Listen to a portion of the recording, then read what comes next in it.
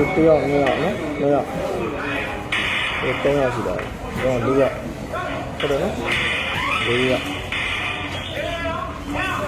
4ယောက်နော်ဒါလည်း4ယောက်5ယောက်ဟုတ်တယ်နော်နောက်ဆုံးလာပြန်5ယောက်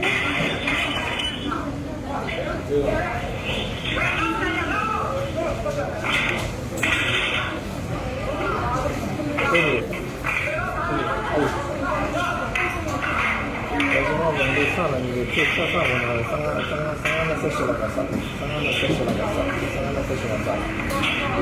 原来要问那个什么？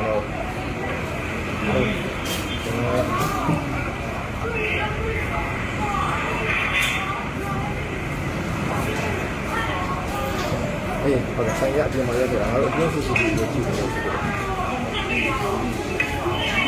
大家都是平常我对着我